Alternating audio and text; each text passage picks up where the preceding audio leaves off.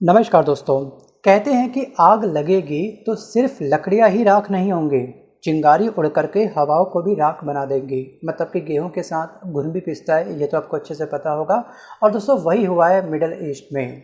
Iran ने वो कर दिया जो दुनिया ने सिर्फ फिल्मों में देखा था। सीधे अमरीकी एयरबेस के उसके ठिकानों पर मिसाइलों की बारिश कर दी है बीते कल के दिन ईरान ने। सो गैस यहाँ पर ये सिर्फ धमकी नहीं थी ईरान के कि आप इस युद्ध के अंदर मत पड़ो, इजराइल और ईरान का युद्ध चल रहा है, इस फटे में आप टांग मत अड़ाओ, अपनी नाक मत घुसाओ। फाइनली बीते कल के दिन ईरान ने एक्शन ले लिया और ये एक्शन काउंटडाउन की तरह है उस वर्ल्ड वॉर 3 का जिसे दुनिया टालना चाहती थी। लेकिन सवाल ये है कि आखिरकार हमला बीती कल की रात कहाँ पे हुआ, कैसे हुआ, कितने मरे और अब आगे क्या होगा। और सबसे बड़ा सवाल ये है कि क्या इस वर्ल्ड वॉर 3 की वजह से क्या भारत के ऊपर कोई नेगेटिव इम्पैक्ट पड़ेगा या फिर मैनों की, कुछ भी हो, क्या फ़र्क पड़ता है। अब दोस्तों इस वीडियो में इस टॉपिक को हम लोग कवर करने वाले हैं। एक्चुअली ये कोई दोस्तों मामूली संघर्ष नहीं है। एक्चुअली ध्यान रखिएगा कि ये जो संघर्ष है ये 21वीं सदी का संघर्ष है। इस देश में, इस वर्ल्ड के अंदर 195 देश हैं, जिसमें से 9 देशों के पास में परमाणु हथियार तैयार हैं, वो भी बहुत बड़ी संख्या में। और ये जो 9 देश हैं ये या तो इजराइल के खेमे के पास जाने वाले हैं या फिर ईरान के खेमे में जाने वाले हैं। मतलब कि अब हो सकता है एक परमाणु युद्ध, और एक परमाणु युद्ध कितनी त्राहिमाम कितना मौत का तांडव मचा सकता है, इसका आइडिया आपको अच्छे से होगा। अगर नहीं आइडिया है तो आप यूट्यूब पर सर्च मारिएगा Hiroshima Nagasaki atom bomb something, लिख करके आप अपने अकॉर्डिंग लैंग्वेज में वीडियो देख सकते हैं। सोचिए उस समय एक परमाणु हथियार ने इतनी बड़ी तबाही मचाई जिसका इम्पैक्ट हम लोग आज भी 2025 में देख सकते हैं। सोचिए हिरोशिमा नागासाकी 6 अगस्त 1945, 9 अगस्त 1945, लिटिल बॉय फैट मैन, जिस परमाणु बम के नाम रखे गए थे। इतने साल बाद भी वहाँ की जनरेशन जो आज बॉर्न होती है, जन्म लेती है, ठीक है, वहाँ पे कोई बेबी, तो वो भी आज भी हैंडीकैप पाया जाता है। काफ़ी हद तक उसको डिसेबिलिटी का सामना करना पड़ता है। सोचिए अगर सभी देशों ने मिलकर के थर्ड वर्ल्ड वॉर को जन्म दे दिया कहीं ना कहीं तो क्या होगा। और गलती सबसे बड़ी ये रही थी कि जो यहाँ पे ना सभी ये सोचते हैं कि अपन भगवान है, हम जो कर रहे हैं सब सही कर रहे हैं। सो कोई भी शांति की वार्ता पर बैठ करके बात करना नहीं चाहता। अगर किसी ने शुरुआत करी तो वो कहीं ना कहीं ये लगेगा यार वो देश काफ़ी कमज़ोर हो चुका है, वो देश काफ़ी कमज़ोर पड़ चुका है। बट ज़्यादा झुकना भी कभी कभी शायद अच्छा नहीं होता, ये मेरा मानना है। क्योंकि आप देखिएगा हमारा पड़ोसी देश पाकिस्तान किस तरह से हमको आंखें दिखाते रहता है। मतलब कि मुंह में नहीं दाने अम्मा चली बनाने, मतलब कि पैसा इसके पास में है नहीं है, उधार के रकम पे ये देश सर्वाइव कर रहा है, वेंटिलेटर पे पड़ा हुआ है। ऑपरेशन सिंदूर हमने चलाया कि मात्र 25 मिनट तक के लिए, 25 मिनट में इसके हाथ में कटोरा आ गया, पहुंच गया IMF के पास में, IMF ने इसको लोन प्रोवाइड कर दिया। हम कितना मौका देंगे इसको संभलने का। सोचिए एक बार 1948, 65, 71 एंड करगिल युद्ध 1999, उसके बाद भी इसने क्या करा, उरी हमला, पुलवामा, पहलगाम अटैक। हर बार हम इसको माफ़ कर देते हैं थोड़े बहुत हमले करके, लेकिन नहीं, अक्ल अच्छे से सिखानी पड़ेगी। क्योंकि nature can not be seldom, कुत्ते की दुम सीधी नहीं होती है, और कुत्ते की दुम सीधी ना हो पाए तो कुत्ता ही चेंज कर लो, ज़्यादा अच्छा है। मतलब कि जो ये पाकिस्तान है उसको हमको बलूचिस्तान में कन्वर्ट कर देना चाहिए BLA आर्मी की हेल्प करके, ये मेरा मानना है। बाकी आपका मानना क्या है, कमेंट बॉक्स ओपन है, बिंदास आप जो चाहे बोल सकते हैं। बट इस टॉपिक से संबंधित आप मुझे कमेंट करिएगा, राइट। अब बात करते हैं कि आखिरकार इस धमाकेदार जो बीते कल के दिन हमला हुआ है, अब इसका क्या इम्पैक्ट पड़ेगा। उससे पहले हम जानते हैं कि हमला कहाँ और कैसे हुआ। एक्चुअली ईरान ने बीती रात इराक और सीरिया में स्थित 2 अमेरिकी बेस हैं, अल असद एयरबेस जो आपका इराक के अंदर है, और सेकंड आपका है दोस्तों अल तनफ जो आपका है सीरिया के अंदर है। यहाँ पर इसने 12 बैलिस्टिक मिसाइल दाग करके सिंपल ये कहा कि पुष्पाराज झुकेगा नहीं। ईरान ने सिंपल ये बोला। अब ये हमला दोस्तों तेहरान समय के अनुसार रात 11:40 पर हुआ था। 11:40 पे हुआ था, यानी कि लगभग उसी समय जब अमेरिका ने लास्ट वीक इसके ऊपर बमबार्डिंग करी थी ईरान के ऊपर। 3 जो इसके साइंटिफिक जो इसके प्लांट थे, न्यूक्लियर प्लांट थे, उस पर इसने क्या करी थी, बमबार्डिंग करी थी। नुकसान दोस्तों लास्ट वीक जो हुआ है ईरान का भी बहुत हुआ है। बट अचानक से डोनाल्ड ट्रंप का इस युद्ध में कूद जाना ये थोड़ा गलत था। और अगर आपने अपने अमेरिकी देश को, पूरे देश को यहाँ पर इस युद्ध में अगर आपने घुसा दिया है, मतलब कि डाल दिया है, आप समझ सकते हैं कि इसका इम्पैक्ट पूरे वर्ल्ड पर क्या पड़ेगा। वो भी तब जब आपने ना तो अपनी कांग्रेस से परमिशन ली, मतलब कि जो अमेरिकी संसद होती है उसे हम कांग्रेस के नाम से पुकारते हैं, वहाँ के सांसदों से इसने परमिशन नहीं लिया है। बस अपना इंडिविजुअल इसने डिसीजन लिया, सीधे अपने आर्मी को बोला गो अहेड, चलो अटैक करके आओ, और इसकी आर्मी चल दी। तो इन्होंने कहीं ना कहीं संविधान का उल्लंघन किया है। और इनके ऊपर दोस्तों बीते कल के दिन जो कांग्रेस है वहाँ पर 78 सांसदों के आसपास ने साइन भी किया है कि फिलहाल यहाँ पर इनके ऊपर इम्पीचमेंट लगना चाहिए, इनके ऊपर महाभियोग स्टार्ट करना चाहिए, इनको इनकी कुर्सी से हटा देना चाहिए। एक बहुत बड़ी मात्रा में इस समय ट्रंप के खिलाफ यहाँ की आम जनता भी आ चुकी है बीती कल के दिन। क्योंकि उनको मालूम है कि अगर संघर्ष बड़े लेवल पे चल गया ना तो अमेरिका के अंदर भी तो इम्पैक्ट पड़ेगा। आप क्या सोचते हो कि युद्ध में अगर कोई भी देश कूदेगा तो किसी को नुकसान नहीं होगा, किसी एक साइड नुकसान होगा? नहीं, नुकसान दोनों साइड ही होता है। जैसे हम लोग मोहल्ले में या फिर सिंपल कोई अगर झगड़ा होता है तो दोनों व्यक्ति चिल्लाते हैं, हम सोचते हैं कि चिल्लाने से यार उसको फ़र्क नहीं पड़ता है फ़र्क, उसका बीपी हाई होगा बैक एंड में कहीं ना कहीं। चाहे वो जितना भी मेडिटेशन कर रहा हो, जितना भी खुद को उसने साथ रखा हो, जब वो चिल्लाता है तो अंदर के जो हार्मोन्स होते हैं वो कहीं ना कहीं, ठीक है, हिट करेंगे बॉडी को नेगेटिव तरीके से। अब फाइनली यही हुआ है और इसने क्या करा है कि ईरान ने इस एयरबेस को तबाह करने के लिए 12 बैलिस्टिक मिसाइल का प्रयोग किया था, राइट। इसमें से जो 9 मिसाइलें थी वो बिल्कुल टारगेट पे जा करके लगी और इसमें से 3 जो मिसाइलें थी उसको इंटरसेप्ट कर लिया गया यूएसए आर्मी के द्वारा। इंटरसेप्ट का मतलब है कि उसको वहीं पर अवरोध कर लिया, रोक लिया, बूम, धराशायी कर दिया। 3 मिसाइलें इसकी वेस्ट हुई, 9 मिसाइलें इसकी यूज़ हो चुकी हैं अच्छी तरह। और इसके अलावा दोस्तों यहाँ पर एक गोदाम भी था जो ड्रोन का काफ़ी बड़ा एक स्टोरेज था और वो भी बीते कल के दिन तबाह हुआ है। और इस स्टोरेज की जो कीमत थी, इसमें जो ड्रोन इस समय रखे गए थे उसकी संख्या थी, उसका जो कॉस्ट थी वो थी $72 मिलियन। $72 मिलियन कन्वर्ट करके देखिएगा इंडियन रुपीज़ में, शायद धक्का लग गया आपको भी। अब दोस्तों इस बेस पर मौजूद था आपका पैट्रियट मिसाइल बैटरी का एक बहुत बड़ा स्टोरेज भी, वो भी बीते करके दिन समाप्त हुआ है। सो गाइस, बैटरी में एक लिक्विड होता है, हल्का सा आग देंगे तो वो क्या होगा, बहुत जल्दी ब्लास्ट पकड़ सकता है। तो मतलब कि कुछ तो उसने मिसाइल ने काम करा तबाही का और कुछ जो इनके स्टोरेज होते हैं उसने काम कर दिया। अब बात करते हैं कि आखिरकार ईरान का मकसद क्या था। देखिए, ईरान का मकसद सिंपल यही था कि मुझे रिप्लाई करना है यूएसए को, कहीं ना कहीं मुझको दबना नहीं है। क्यों? ईरान के ऊपर इतनी बड़ी हिम्मत कहाँ से आ गई? उसके पास में न्यूक्लियर प्लांट है भी नहीं, उसके पास न्यूक्लियर बम उसके पास भले ही ना हो, परमाणु हथियार उसके पास ना हो भले ही, लेकिन रूस ने उसकी एक बहुत बड़ी हेल्प कर दी है।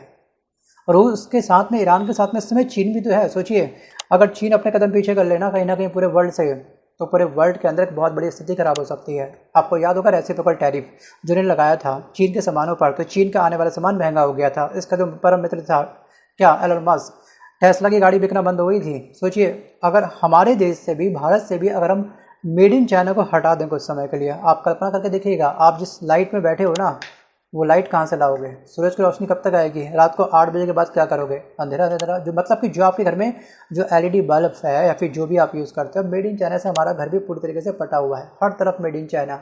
हमारा फेस्टिवल भी मेड इन चाइना पे डिपेंड है। सोचिए, दिवाली की लड़ियाँ, लाइटिंग कहाँ से आती है? मेड इन चाइना से आती है। हमारे भगवान जी भी मेड इन चाइना के बन रहे हैं इस समय। हमारे देश का फ्लैग भी मेड इन चाइना का बन रहा है, प्लास्टिक वाले फ्लैग की बात कर रहा हूँ। सोचिए, मतलब कि हम अपने फ्लैग को भी मैन्युफैक्चरिंग नहीं कर सकते हैं, बट हमारा देश इस समय तीसरी सबसे बड़ी अर्थव्यवस्था बनने वाला है। वैसे चौथी हम लोगों की जीडीपी बन के हो चुकी है तैयार, एवरेज के हिसाब से हम बन चुके हैं विश्व गुरु। लेकिन इस विश्व गुरु अपने देश के अंदर अपना तिरंगा भी, अपने भगवानों के भी मैन्युफैक्चरिंग नहीं कर पा रहा है। सोचिए, मूर्तियाँ तक हम लोग नहीं बना पा रहे हैं। चलिए ठीक है, वापस आता हूँ मैं टॉपिक की तरफ। ये हम लोग बियॉन्ड द टॉपिक जा रहे हैं। अभी हम बात करेंगे केवल कि आखिरकार बीते कल के दिन जो हमला हुआ है उसका इम्पैक्ट भारत पर क्या पड़ने वाला है। और हाँ दोस्तों, बीते कल के दिन IRGC के जो प्रवक्ता हैं, जिसको हम बोलते हैं ईरानी रिवोल्यूशनरी गार्ड, इनके प्रवक्ता ने साफ साफ ये बोला है कि अगर अमेरिका जवाब देगा तो इस बार टारगेट होगा तेल अवीव और दुबई, क्योंकि यहाँ पर मिडल ईस्ट में अमेरिका के करीब हम कह सकते हैं कि 38 एक्टिव बेस हैं जो इस समय रनिंग मोड में हैं, जिनमें से सबसे बड़े हैं दोस्तों कतर के अंदर, यूएई के अंदर और इराक के अंदर।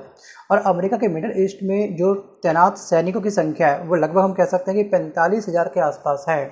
और ईरान के पास में कुल अनुमानित जो मिसाइलें हैं वो है 3,000 से ज़्यादा मिसाइलें। बट अगर यहाँ पर इजराइल की हम बात करेंगे तो इजराइल के पास में ज़्यादा बफर स्टॉक है नहीं हथियारों का, लेकिन ईरान के पास में इस समय फतह 110 मिसाइल है जिसकी रेंज है 300 किलोमीटर। इसके पास जुल्फिकार मिसाइल है जिसकी रेंज है 700 किलोमीटर। और हाल ही में टेस्ट की गई थी इसकी कैलिबर मिसाइल जिसकी रेंज है 2000 किलोमीटर। मतलब कि ईरान ने खुद को काफ़ी सशक्त किया है। हाँ, इजराइल ने टेक्नोलॉजी के माध्यम से खुद को काफ़ी सशक्त किया है, अपनी सेना को मजबूत किया, बट टेक्नोलॉजी ना थोड़ी कहीं ना कहीं फीकी पड़ गई इस समय ईरान के हथियारों के आगे, ये हमने साफ साफ देखा।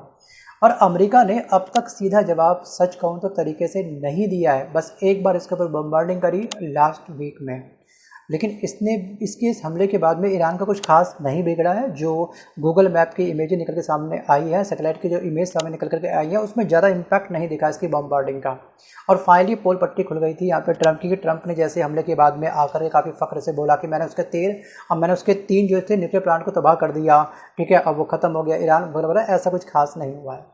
अब बात करते हैं कि इसका इम्पैक्ट भारत पर क्या पड़ेगा। एक्चुअली भारत का जो 65% जो क्रूड ऑयल है दोस्तों, मतलब कि कच्चा तेल हम लोग मिडल ईस्ट से इंपोर्ट करते हैं, खासकर हम लोग करते हैं सऊदी से, यूएई और ईरान से। और ये जो आपका तेल आता है हमारे देश के अंदर, ये आता है आपका हॉर्मुज़ जल संधि के माध्यम से, जिसको हम लोग बोल सकते हैं स्ट्रेट। अगर ईरान ने इस रूट को बंद कर दिया तो जो आने वाले सामान का जो हमारा इंपोर्ट है ना, उसका जो रास्ता एक बहुत बड़े तरीके से डाइवर्ट होकर के हम तक वो तेल पहुंचेगा। और उसमें भी सबसे अधिक खतरा बने रहता है कि भैया बीच में कोई बम्बार्डिंग ना कर दें। तो क्या होगा कि अब हमारे देश के अंदर जो पेट्रोल हमको 100 रुपये लीटर मिल रहा है, 110 रुपये लीटर तक मिल रहा है, वो शायद उसकी कीमत 200 से 250 लीटर तक पहुंच सकती है। मतलब कि भारत में रहने वाले 85 लाख प्रवासी भारतीयों की सुरक्षा और नौकरी पर भी इसका इम्पैक्ट पड़ेगा। और काफ़ी सारे जो हमारे छात्र इस समय ईरान के अंदर पढ़ने के लिए जाते हैं, इंजीनियर बनने के लिए, डॉक्टर की पढ़ाई करने के लिए, फिर अदर भी कोर्स करने के लिए जाते हैं, फिलहाल हमने अपने ऑपरेशन सिंधु के माध्यम से उन सबको हमने पिकअप करना वहाँ से स्टार्ट कर दिया है। हम लोग उनको रेस्क्यू कर रहे हैं। और काफ़ी सारी मात्रा में हमारे जो भारतीय जो लोग वहाँ पर रह रहे थे वो वापस आ चुके हैं। ठीक है, एक ऑपरेशन चलाया गया था 21 तारीख को, 18 तारीख को मतलब कि जून को, और एक चलाया गया था 23 जून यानी कि बीते करके दिन। अभी भी कुछ पेंडिंग है, लेकिन वो भी टास्क हमारी भारत की सरकार पूरी तरीके से इस चीज़ को कर रही है। मतलब कि भारत की सरकार ने दिखा दिया कि हमारे भारत का नागरिक किसी भी देश में जाकर के रहे, उसकी सुरक्षा की गारंटी हमारी है, हमारा देश उसके साथ खड़ा हुआ है। दोस्तों, अब वर्ल्ड वॉर 3 होगा या फिर नहीं होगा वो चलेगा पता आने वाले समय में। क्या सच में यूनाइटेड नेशंस जो वर्ल्ड स्तर पर एक बहुत बड़ी जंग चल रही है हर तरफ, चाहे वो रूस यूक्रेन का जंग हो, या फिर वो इंडिया पाकिस्तान के बीच में तनाव हो, या फिर दोस्तों ईरान और इजराइल के बीच में छिड़ने वाली जंग क्यों ना हो, इसको शांत करवा पाएगा फिर नहीं करवा पाएगा वो चलेगा पता आने वाले समय में। बट एक बात तो दोस्तों साफ है कि इतनी बड़ी बड़ी जंग हो रही हैं। सोचिए, रूस यूक्रेन की जंग को 3.5 साल हो चुके हैं, लेकिन यूएन आखिरकार कर क्या रहा है? वो केवल बस करता है थोड़ी सी निंदा, एक मीटिंग, क्योंकि यूएन जो चलता है वो केवल 5 सबसे बड़े वीटो पावर वाले देशों के हिसाब से चलता है। जो तुमको हो पसंद वही हम बात करेंगे, शायद यही दोस्तों इसका मेन मोटो है। देखिए, इसका जो मोटो पहले कुछ और हुआ करता था, इसका जन्म किसी और पर्पस के लिए हुआ करता था, वर्ल्ड के अंदर शांति बनाना इसका काम था। शायद ये अपने काम को भूल चुका है। लेकिन बीते हफ्ते जो ट्रंप इस जंग के अंदर कूदा है, हम कह सकते हैं कि जिस आग को बुझाने ये चला था डोनाल्ड ट्रंप, अब उसी में खुद जलने का ये इंतजाम करके आ चुका है। महाभियोग इनके ऊपर लग जाएगा, शायद सरकार बहुत जल्द गिर सकती है। और दोस्तों, ईरान और इजराइल का वॉर कोई मामूली वॉर नहीं है, ये वो जंग है जिसमें बंदूकें चलने से पहले परमाणु जखीरे तरीके से ज़मीन के अंदर बिछाए जा रहे हैं।